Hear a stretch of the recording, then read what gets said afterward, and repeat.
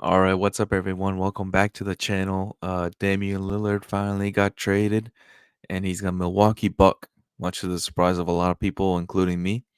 He finally got traded on Wednesday afternoon to the Milwaukee Bucks, um, in a trade with sent Jrue Holiday, as you can see on the screen, to the Blazers. A couple first round pick. I think they didn't include is a couple swaps as well. But I think the more interesting part of this trade is the main people thing that people are looking over from this trade is actually how good the Bucks actually are with Damian Lillard, pairing him with Giannis and Chris Middleton and Brook Lopez and the rest of the guys, Bobby Portis. Um, a really fun group that it kind of kickstarted me into the NBA season. It kind of made me excited to watch the NBA this season to see what kind of team this is and how well they do in the playoffs. Obviously, it's a long season, but see how well they gel offensively and just how exciting it can be. Because in my view, this is probably the best 1-2 duo probably since Steph and KD.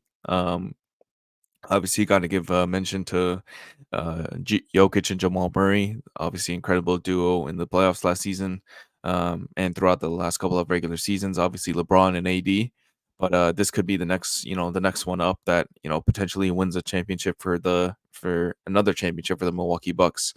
But as you can see on the trade there, they didn't really give up much except for a couple swaps and a first round pick, young guy into Monty Kamara and Drew Holiday. So the more I think, like I said, Damian Lillard and Giannis is going to be an incredible, pick and roll combo. I think Giannis can now finally be an efficient screener, efficient roller. With the amount of attention that Damian Lillard attracts on offense with his gravity, it's almost like Steph Curry esque. So imagine, Steph Curry and Giannis on the same team. I think we've seen it in a couple of All Star games, how incredible that combination is. But it's basically, a different version, maybe slightly lesser. It's not even. I don't even think it's fair to call Damian Lillard Steph Curry light, but Damian Lillard is close to Steph Curry as Steph Curry is. Some of the interesting questions that the Bucks, obviously have to answer this season is first of all coaching. Adrian Griffin, first season as a new head coach in the NBA. He had a couple, seasons with the Raptors, gained some experience. But I think the one thing that will help him as well is having Terry Stotts, who obviously was the Blazers coach for so many years. He's familiar with Damian Lillard and how to run that offense. But as far as the Bucks goes, their starting five, it looks like it's probably going to be Dame, Pat Connaughton, Chris Middleton, Giannis, and Brook Lopez.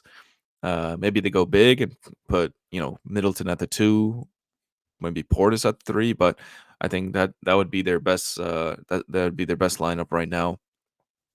And as far as you know overall spacing goes, doesn't seem like a problem to me. Lopez can stretch it out.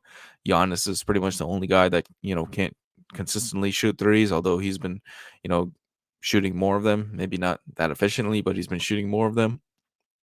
And you just improve your late game offense so much with Damian Lillard. You just have a dependable option that can, like I said, run pick and rolls with Giannis. You can run pick and rolls with Brook Lopez and have Giannis as like a cutter to the basket, something like that in that dunker spot, around the paint. But as far as strengths go, obviously he's going to be their pick and roll. Is going to be Dame's outside shooting.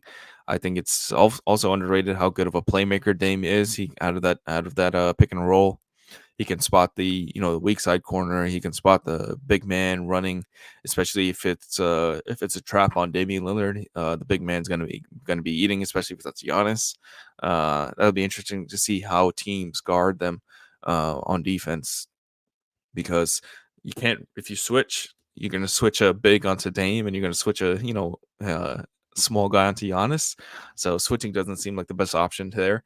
And then maybe you trap, but then you're putting Giannis in a short roll situation when he could basically, if he even catches it, with the 3 point line, all he has to do is take, 2 steps and he's dunking the basketball. So that doesn't seem like a good op. Maybe a hedge, and recover. Defenses are gonna have to be really, efficient and effective with their movement and communication on that end.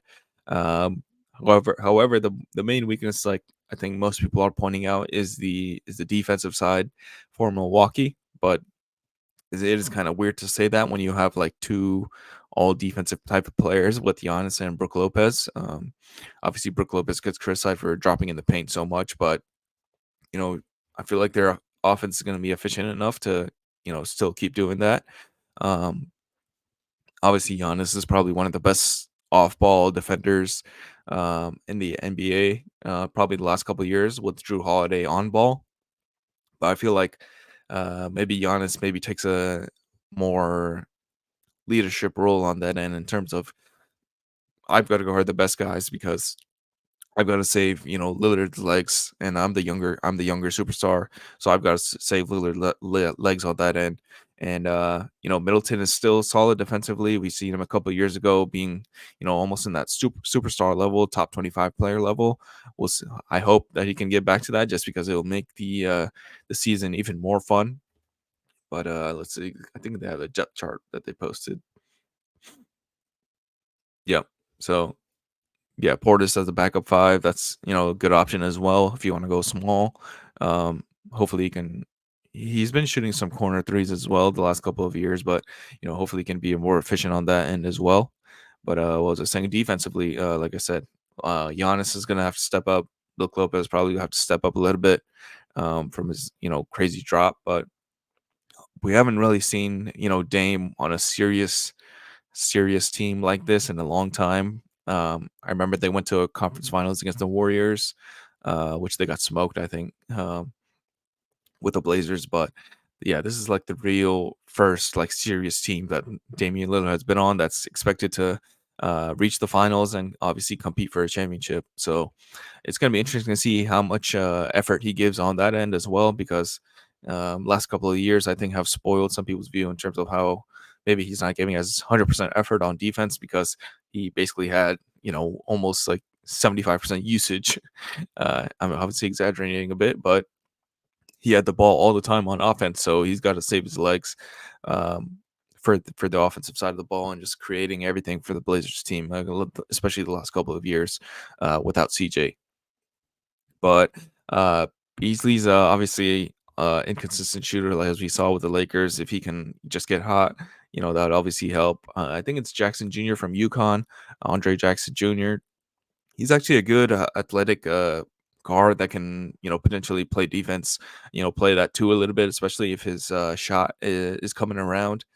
And then Marjon Beauchamp, who's another young guy that they drafted 2 years ago now from the G League. And I think that he can definitely have a role on this team as well, because like I said, if you have Lillard running pick and rolls, Giannis screening, potentially Brook Lopez in that dunker spot or stretching the floor, Pat Connaughton or Beasley stretching the floor, Middleton stretching the floor on the weak side. So even yeah, you'll see Middleton probably eat a bunch from just getting open looks from those Lillard and Giannis pick and rolls, or Lillard and Brook Lopez pick and roll. So I think that's it's obviously really exciting to be a Bucks fan right now. And people kind of jump straight to, oh, where's Jrue Holiday going to end up? Where's the how many picks can, or what teams can contend with Jrue Holiday on their team? But I think the main winner from this trade is the Milwaukee Bucks, and they have to maximize their title aspirations as much as possible. Just because Lillard is 33 and Giannis is getting older as well, you want him in his prime athletic shape. And Lopez is obviously older as well. Portis is older as well. So they kind of have an older team, to be honest. So they need to maximize their, through 2-3 years with Lillard in his prime still. Um, at least he's always going to probably be a great outside shooter, but you still need him to be driving into the paint and putting pressure on defenses as well. So these next couple of years, I fully expect Milwaukee to be a contender. um, it'll be interesting to see, obviously, who gets that fifth spot. Most likely Pat Connaughton, like I said. But how far up they can rank in terms of offensive efficiency, in terms of offensive rating, I think they definitely have the potential to be top five. But obviously Sacramento was great last year. Boston added Porzingis, another outside shooter. Denver obviously he's going to be the king of offense until basically Jokic retires. Um, but anyways, I think in terms of ranking, power ranking, I would probably put them maybe I would definitely have them as a top five offense, maybe fifth or sixth.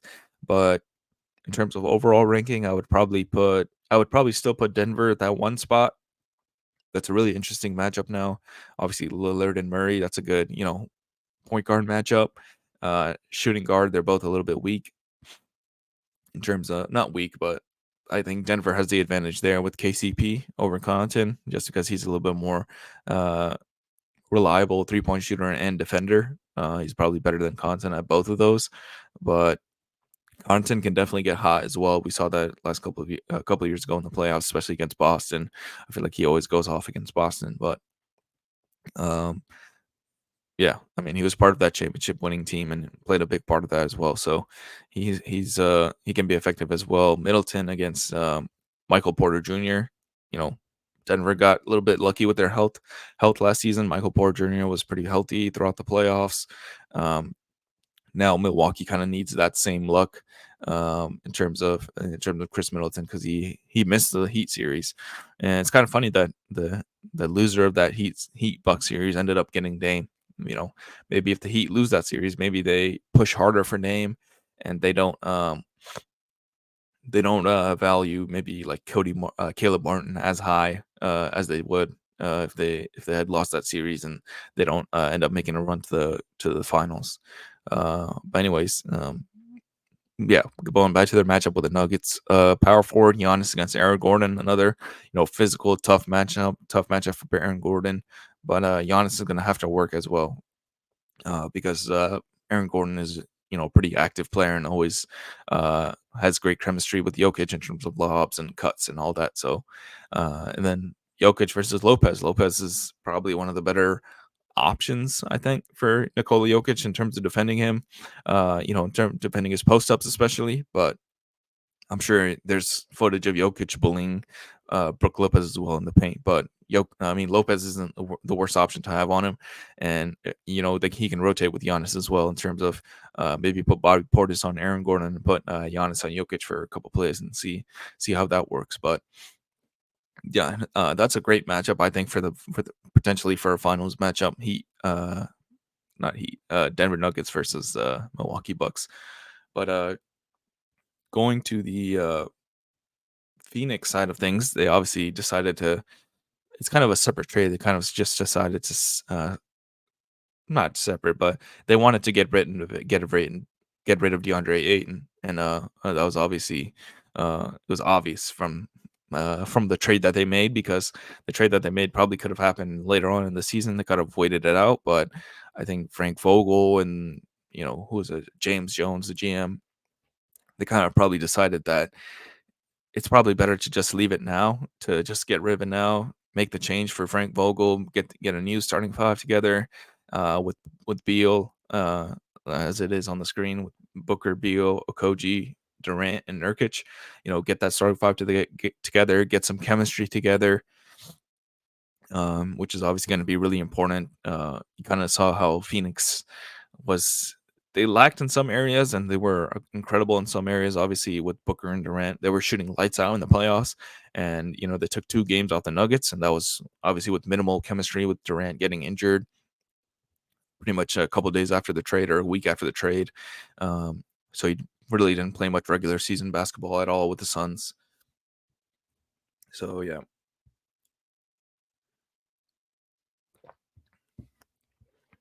but yeah, in terms of Nurkic for Ayton, I don't think it's as big of a downgrade as people are making out to be. I think obviously you wanted to get more value from Ayton in terms of just getting Nurkic, Grayson Allen, Sear Little. Um, but I think that's a pretty good haul for Ayton, considering that he was kind of like, you almost preferred Jock Landale over him in the playoffs last year, just because how aggressive Jock Landale was, and his like just the effort difference in general from Jock Landale to DeAndre Ayton. You could tell that Monty Williams obviously had some beef with DeAndre Ayton, but it just looked like to the neutral observer that Jock Landale was outplaying DeAndre Ayton. So we'll see how Drew Eubanks is. Obviously came from Portland as well. Uh, was in free agency, right? So, I think Phoenix actually did pretty well in terms of their free agent signings, in terms of building a little bit of depth. Booker and Gordon, obviously both great shooters. Beal and Allen, great shooters. Allen was a big piece on that Milwaukee Bucks team, and he's like he's not a guy that you're just gonna leave in the corner just because the other guys are you're gonna pay more attention to. So I think Grayson Allen's a good option for them if they want to. Um, if Gordon's not hitting, put in Grayson Allen. Even if you could even have maybe Beal at the three if you go a little smaller, Allen at the three maybe. Um, Especially if Booker and Beal are hitting their shots. But Okogie obviously going to be the difference maker on defense. Um, he's kind of the only guy that I guess Booker is a pretty good defender as well, and we haven't really seen Beal in a like I said before, Dame, we haven't seen Beal in a real serious situation, potential title winning situation where you're expected to be one of the top two or three teams in the conference. So we'll see if Beal steps up his defense as well, or or Grayson Allen, or Eric Gordon, take some of his time away, especially in the later stages of like the first quarter and the third quarter. We'll see who goes out first from their starting lineup. But Nasir Little's obviously another good defensive option. If his shot is probably a little inconsistent as well still right now. Um, Durant is probably going to have to be a lot of the defensive cleanup guy, bunch of rebounds for him. Although Nurkic I think is a pretty solid rebounder as well, so I don't think it's it's that much of a burden on KD, but it is in terms of defensive wings, especially if you don't want to play Okogie, then you got to play Durant as your pretty much your primary wing stopper. And in the West, you kind of need a guy to guard like I don't know Anthony Edwards, but I think Devin Booker can do a decent job of that. Who else is there in the wings? Obviously LeBron. We'll see. Durant versus LeBron is always a good battle. Who else is in the West? Um, Desmond Bain. That seems a decent option for Booker or Beal. John Morant. Obviously, Booker or Beal have to take those responsibilities as well. Maybe a Koji as well. Steph Curry, obviously. Shea Gilgeous-Alexander. That's a tough matchup actually for the Phoenix Suns, but can Phoenix is just going to depend. Maybe the Phoenix just depends like, hey, we're going to have a solid system. Maybe we're 17th or 18th on defense this year, but we're top 3 in offense. So we're top 5 on offense. So maybe they take that approach and just see like, can we just have our average defense? Kind of similar to Milwaukee. I think although Milwaukee I think has better pieces just because they have Giannis and Lopez. They're starting at a higher baseline. So really interesting on that perspective as well, that both of these teams kind of are going to be going for offense over defense. I think it's fair to say that their offense will be ranked higher than their defense. But we'll see who meshes quicker. Um, I think they're both like basically streamlined fits in terms of Beal, Booker, Durant, and Lillard, Giannis, Middleton. They're both like really good combinations and really good, really fun in terms of a head coach to play around with these lineups because you have so much shooting and so much rim running, especially for Milwaukee. But that'll be probably the weakness on the Phoenix side is probably the who's getting the paint touches. I think Grayson Allen actually helps in that because he definitely likes to attack closeouts and attack the rim. And hopefully, Booker can integrate that more in his game as well, especially if he's playing point guard, he's going to have to orchestrate the offense, and I think he will definitely have to get some paint touches just to suck in some of the defense. Um, Pause, but attract some defenders to him just to open up some space for Beal and Durant. Just because I think you kind of saw in the playoffs that they kind of stick with guarding Durant one on one or Booker one on one as long as they're going ISO. But if somebody's getting to the paint, then that's when I think defenses cave in and they start to worry a little bit. And then in terms of the Blazers, but just going back to the Suns in terms of overall ranking, I think they would still rank second, like I said, behind Denver in terms of the Western Conference. I think the Lakers improved a lot, especially just building off their chemistry, adding Gabe Vincent, Torian Prince. another year of like Rui Hachimura and Vanderbilt and all those guys.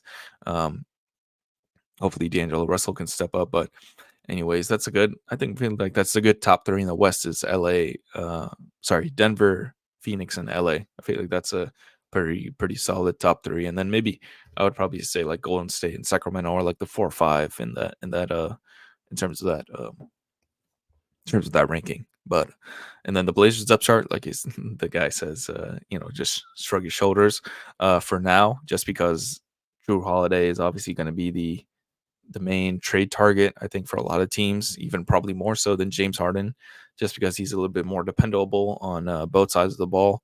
Um, Especially in the playoffs, you definitely need that guard defender. You kind of need it more in the West than the East. I was looking at some of the point guards in the East. It's strong, but it's obviously you got Dame, you got Maxey, you have Derek White's guy for Boston, Darius Garland and Mitchell, Jalen Brunson, Trey Young. But I feel like it's not as strong as it could be, as it was before. Maybe the West is a little bit stronger with Jamal Murray, John Morant, De'Aaron Fox, Devin Booker, Steph Curry, obviously, Shai Gilgeous-Alexander. But so I think a West team probably needs him more. Obviously, the Lakers would have loved to have him, but in terms of the teams, I think can put together the best package is probably the Clippers, maybe something around Terrence Mann, Robert Covington, something like that. Um, and then probably New Orleans, probably a package around like Herb Jones, Dyson Daniels. They have so many guys that probably want more minutes and would probably do better in a Portland situation than a New Orleans situation where there's too many guys at each position. So I think New Orleans is a really good option for Drew Holiday. Obviously, that's where he started his career, right? He went there second after Philadelphia, and Philadelphia would be a great option as well. But it doesn't seem like Philadelphia has enough assets to trade unless it's a 3-team trade with Harden going somewhere else and Drew Holiday going to Philly and all the assets, a bunch of assets going to Portland. But yeah, I think that's obviously it's going to be more interesting to see in the coming days to see where he actually gets traded. But yeah, we'll see. We'll see. Obviously, a great piece to add to any team. I think so many teams would want a player like Drew Holiday. Yeah, obviously, Miami need a point guard right now. I don't think they're happy with Kyle Lowry as their starting point guard. And of course, they lost Max Strus to Cleveland, and they lost Vincent to the Lakers. So they definitely need a point guard as well. But and then Boston, I don't think Boston would be willing to do that trade. Um, I've seen New York, but I don't think that's a really that good of a fit with Jalen Brunson. Maybe they do. They sacrifice Josh Hart or Quentin Grimes or somebody like that um, for that type of player for Drew Holiday. But I don't see them going like a win now move because at the end of the day, Drew Holiday is also 33 and probably only has a couple of years, to play in terms of his maximum capability. Dallas would obviously love to have him. Um, but they also don't have really the flexibility to trade for him either. So maybe somebody that obviously it would have been a great fit on Phoenix before they traded for Beal. Maybe if they knew Drew Holiday was available, they wouldn't trade for Bradley Beal. But um, Minnesota would be great. Maybe they trade Gobert, but the problem is um, Portland already has a center. So unless you're trading Cat, which I think would be a bad option because Cat's like what 7 or 8 years younger than Drew Holiday, and so yeah. Um, but yeah, I think the main contenders would probably be New Orleans and the Clippers, and then in terms of the East, probably Philly. They can get a 3-team trade done, but obviously that trade's gonna happen. I wouldn't be surprised if they drag it on because a lot of the players that just signed in July they can't even be traded till like December or January. So I wouldn't be surprised if that Drew Holiday deal lags on. But yeah, thank you guys for watching the video. Let me know what you guys think. Like the video, subscribe. Where would you rank the Suns, or where would you rank the Suns, Bucks, Nuggets? So like one. That's kind of probably my 1, 2, 3 right now. maybe with Boston at 3 or 4 as well. So what's your top 5 teams in the East or top 5 teams in the NBA right now in terms of power rankings? But yeah, thank you guys for watching. Peace.